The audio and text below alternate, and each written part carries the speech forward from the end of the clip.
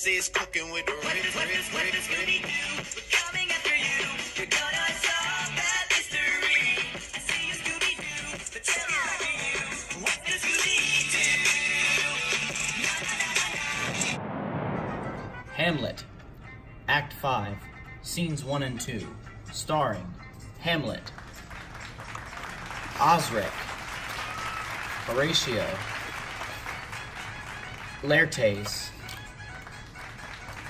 Fortinbras, the Queen, the King, Rosencrantz, Guildenstern, the Priest, and the Gravediggers.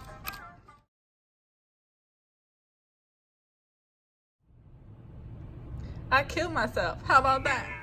How about that? Yup. Swing the wing makes God. How about that? How about that? How about that? How about that? Catch me outside. How about that? Are they really going to give her a Christian burial after she killed herself? I'm telling you, yes. So finish that grave right away. The coroner examined her case and says it should be a Christian funeral. But how? Unless she drowned in self-defense? That's what they're saying she did. Sounds more like self-offense, if you ask me. But what I'm saying is, if she knew she was drowning herself, then that's an act. An act has 3 sides to it: to do, to act, and to perform. Therefore, she must have known she was drowning herself. No, listen here, Gravedigger, sir. Let me finish. Here's the water, right? And here's a man, okay?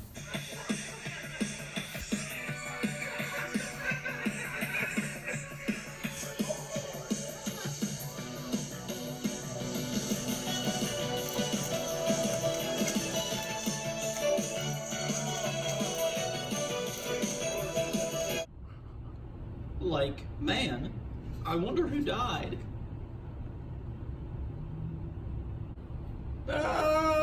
No, I can't believe Ophelia's dead. You did the do with my sister. Hey man, like, it wasn't me. Take that, sister dealer. Take that, set of power. You haven't seen the last of me.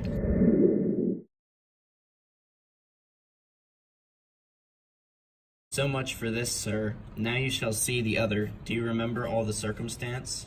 Remember it, my lord. Sir, in my heart there was a kind of fighting that would not let me sleep. Methought I lay worse than the mutinies in the bibbles. Rashly, and praised be rashness for it, let us know. Our indiscretion sometimes serves us well. When our deep plots do pall, and that should learn us, there's a divinity that shapes our ends, rough-hewn them how we will. That is most certain. Up from my cabin, my sea grown, scarfed about me in the dark. Groped I to find them, had my desire, fingered their packet, in fine withdrew to mine own room again, making so bold bests, and this crib shall stand at the king's mess. 'Tis a cough, but as I say, spacious in the possession of dirt. Explains to Horatio what happened on his journey to England. He says that he strongly suspected Rosencrantz and Guildenstern of foul play, and so decided to apprehend their letter to England. In the letter he found an order for his death. Hamlet then devised a substitute letter asking for the deaths of Rosencrantz and Guildenstern. He happened to have a signet ring in the shape of the seal of Denmark, and so he sealed the letter. Hamlet then replaced the letter while Rosencrantz and Guildenstern were asleep. At this point, pirates attacked the vessel as related previously. A courtier, Osric, interrupts Hamlet and Horatio. Move, biatch. In very ordinate and silly language, Osric declares to Hamlet that Claudius has proposed a contest of swordsmanship between Laertes and he. Hamlet and Horatio mock Osric. You stupid. F you both. Like, I'm Prison Mike. You know why they call me Prison Mike? Do you really expect us to believe you're somebody else? Do you really expect me to not push you up against the wall, biatch? Eventually, Hamlet agrees to enter the contest. Like, whatever, man. I'll do your contest. Good, Went. When Horatio worries that Laertes is better at swordplay than he is, Hamlet declares that he has been in continual practice for some time. I'm not sure if you're able to take him. Trust me, Scoop. I mean, Horatio. I've practiced many a night with my sword. I bet you have. Oh, yeah. The table is prepared, and the king and queen and other figures have gathered to the watch of the sword fight. Hamlet begs Laertes pardon for his outburst at Ophelia's grave and for killing of Polonius. Like, man, I'm really sorry I killed your dad and made your sister kill herself. It wasn't really my fault, but, I mean, can you forgive me, please? Laertes appears to accept this apology, but declares that his honor will not be satisfied until they have had their contest. I accept your apology, but you still did the do with my sister. Fight me. Hamlet and Laertes choose their swords. Laertes chooses the unblunted sword with the envelopment blade. As they prepare to fight, Claudius proposes a drink to Hamlet. Hey, Hamlet, my, son, would you care for a fine beverage? I only have half a glass. Fight begins with Oscar as the referee. Hamlet wins the first point, and the king offers him a drink to refresh himself, dropping a poison pearl in the wine just before he hands it over. Hamlet declines to take the drink for the first time. Hey, Hamlet, you wanna take a sip of this drink since you, were doing a good job in the fight? Nah, I don't think so, man. I think I'm good. They play another round, and Hamlet wins another point. After the second pass, Gertrude toasts to Hamlet's health. She takes up the poison drink from Claudius. Hamlet, excellent job. Would you like this beverage now? No thanks, man. Oh, sweetie, I'll take it. Wait, Don't worry, sweetie, it's fine. Hamlet and Laertes have a third pass, which ends in a draw.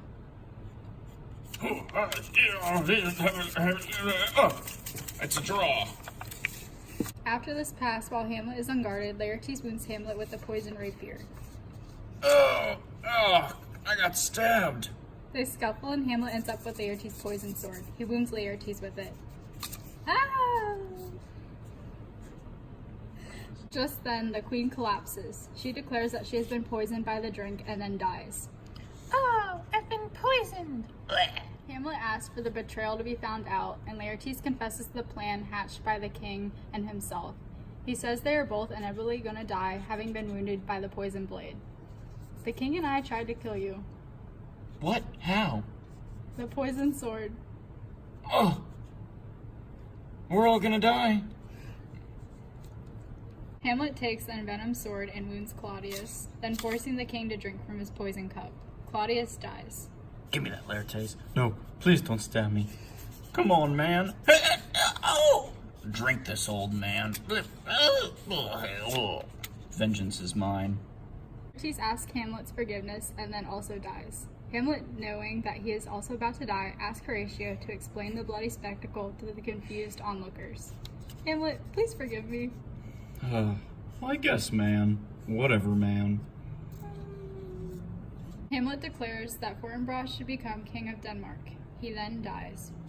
Well, Fortinbras, man. Like, he should be the king. Okay. Goodbye, Horatio, my dear friend. Ruh-roh. Frisch is heard, and Osric brings news that Fortinbras has arrived from his victory in Poland with ambassadors from England. Fortinbras enters the court only to find 4 noble bodies sprawled out on the floor. Look, I brought Fortinbras.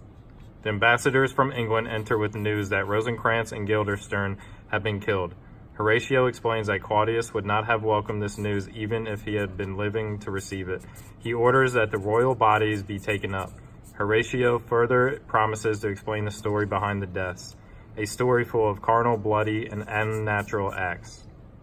Bear Hamlet like a soldier to the stage, for he was likely, had he been put on, to have proved most royal, and for his passage, the soldier's music and the rite of war speak loudly for him.